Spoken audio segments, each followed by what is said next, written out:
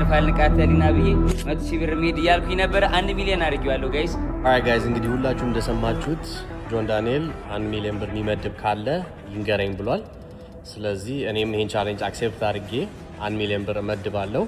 ንቃተሊና እመድባለሁ ብለዋል። ስለዚህ እኔ ደግሞ ጃኒን እመድባለሁ። አሁኑ ቅዳሜ 1 ሚሊዮን ብር ልክ አሸናፊ እንደታወቀ ቀጥታ የምንላላክ ይሆናል።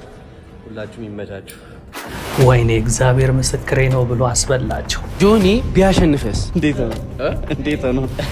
ለምሳሌ ብንል ቢያሸንፈ ብለን ብናስብ እግዚአብሔር ምስክሬ ነው ያሸንፍ በፍጹም እሱ ብዙዎች እንግዲህ ይሄንን ንግግሩን ሲሰማ የእግዚአብሔርን ስም አንስቶማ የተሸነፈ ሰው የለም ብለው ለዚህ ልጅ ያስያዙት ብር ብዙ ብር ነበረ። ስሙት እዚህ ጋር በፍጹም እሱም እንዲና ያሸንፋል ብሎ እኔ ጋር ብር እያስያዙ ያሉ ሰዎች አሉ። 100,000 150,000 250,000 እና ለነሱ የምትለው ነገር ካለ ፈጣሪ የመረቃቸው ሰዎች ናቸው። ያለህን ላለው ይጨምራል ተብሎ ያላቸው ላይ ሊጨምርላቸው ነው። እነዚህ ሰዎች ትበላላችሁ። አንተም ብሎ የመደቡት ይበላሉ።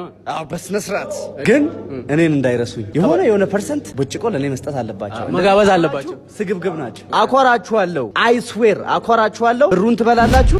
እውነት ነው። የእግዚአብሔርን ስም ጠርቶ ሰው አይሸነፍም። ነገር ግን እዚህ ለምንራገጠው ነገር ለሆነው ላልሆነው ግን አይደለም የእግዚአብሔር ስም የሚጠራው።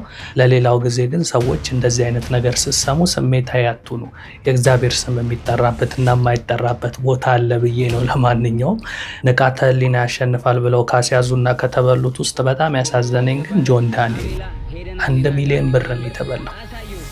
በእውነቱ ከሆነ ጆን ዳንኤል ቁማር መጥፊያ ነው የሚሆነው።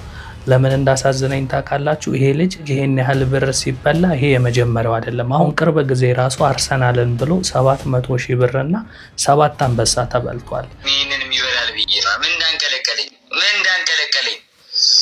እሺ ብዙ ተበላሽ 7 ብዙ ተበላሽ አረ እግዚአብሔር ዛሬ ብዙ ነው ያስበላው አርሰናል እና ደግሞ ስንት አንበሳ ነው? 7 አንበሳ 700 እና 7 አንበሳ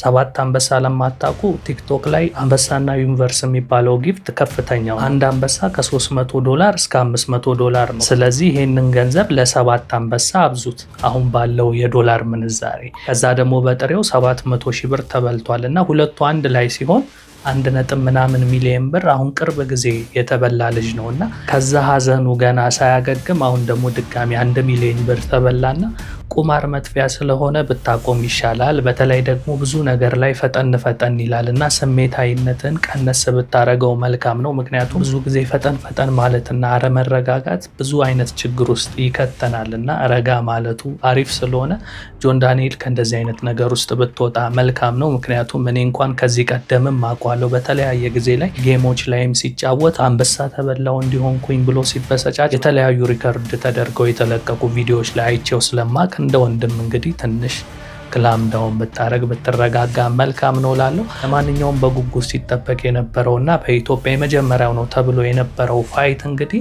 እንደተጠበቀው ረጅም ዙር እንኳን ሳይሄድ ነው እንደ የተፎከረለት ውድድር በአንደኛው ዙር ነው እንግዲህ ንቃተ ህሊና በጆኒ የተሸነፈውና ያሁሉ ማስታወቂያ ያሁሉ ግርግር እንደገና የሁሉ ፍከራ ለአንድ ዙር መሆኑ በጣም ያሳዝናልና ብዙዎችም ወይኔ ብራችን ለዚህው ነው እንዴ ምን አለ ለሞራላችን እንኳን 3 4 5 ዙር ላይ ሄዶ ቢሆን እንኳን ሞክሯል ተጣጥሯል በቃ ሸነፍ ያለ ነው ብዙ ጥሯል ምናምን ብለን ራሳችንን እንኳን እንዳናጽናና ገና በአንደኛው ዙር ነው የተሸነፈው ብለው ብዙዎች እያዘኑ ነውና እንዴት አያችሁት? ይሄ ውድድር እኔ እንግዲህ እንደተጠበቅኩት አይደለም የሆነው። እንደ ማስታወቂያቸው እንደ ወከባቸው በጣም ቆንጆ ውድድር እናያለን ብዬ ነበር ያሰብኩት። ምክንያቱም በሁለቱ ወገን የነበረው ፉክክር የነበረው ሰጣ ገባን ያሸንፋሉ አንተ አታሸንፈኝም የሚባለው ነገር የመጨረሻ በቃ ቀውጤ አይነት ውድድር የምናይ መስሎን ነበር። ገና በተጀመረ በፈርስት ራውንድ ያለቀ ውድድር ነውና እስኪ ይህንን ውድድር በጉጉት ስትጠብቁ የነበራችሁ ሰዎች እንዴት አያችሁት? እስኪ ሀሳብ አስተያየታችሁን ከስር ጻፉልኝ። ለማንኛውም የእናንተው ኤላ ነበርኩ። መልካም ጊዜ